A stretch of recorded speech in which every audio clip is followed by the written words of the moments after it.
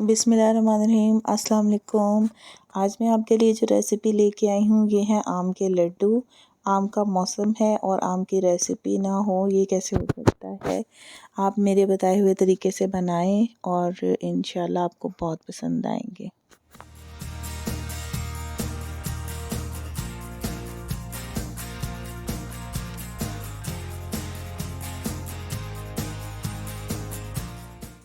यहाँ पे मैंने खुश्क दूध लिया, 5 बड़े खाने के चमचे, हाफ़ कप मैंने पिसी हुई शुगर ली और हाफ़ कप ही मैंने आम का पल्प लिया और 1 टीस्पून मैंने यहाँ पे सब्ज़ इलायची का पाउडर ले लिया। कोकोनट मैंने 3 कप के करीब लिया और इसमें से फिर हमें जितना रिक्वायर होगा हम यूज़ करेंगे। और गार्निशिंग के लिए मैंने यहाँ पे पिस्ता ले लिया। आप गार्निशिंग के लिए चांदी के वर्क भी यूज़ कर सकते हैं। रेसिपी बहुत आसान है और खाने में उतने ही मज़े की है। सबसे पहले हम आम का पल्प लेंगे। मैंगो पल्प में हम हाफ़ कप शुगर जो पिसी हुई मैंने आपको बताई थी उसको अच्छी तरह से मिक्स करेंगे कि इसमें कोई गुठली ना रहे। अच्छी तरह से इसको मिक्स करेंगे ताकि एक स्मूथ सा मिक्सचर रेडी हो जाए।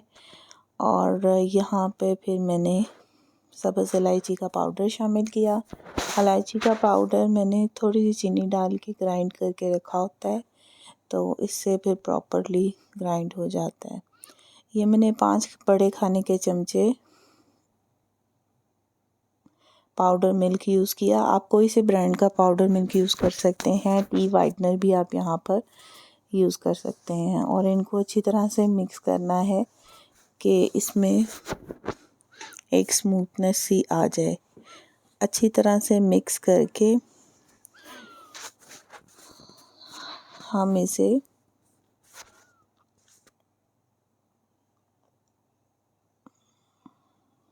प्रॉपरली मिक्स करके इस तरह से बनाएंगे कि इसमें जब हम कोकोनट डालें तो उसमें हमें कोई लम्प्स नहीं नज़र आने चाहिए, फिर अच्छा नहीं लगता। हमारे जो लड्डू रेडी होते हैं फिर उसमें वो चीज़ अच्छी नहीं लगती। यहाँ पे मैंने 1-1 कप करके अब कोकोनट का शामिल करना है।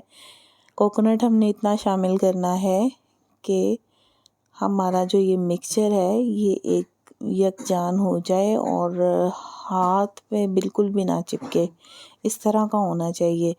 ऐसा नहीं कि बिल्कुल नरम सा होगा और चिप करेगा, स्टिकी सा होगा तो फिर वो हमारे लड्डू तो बिल्कुल भी अच्छे नहीं बनेंगे उससे।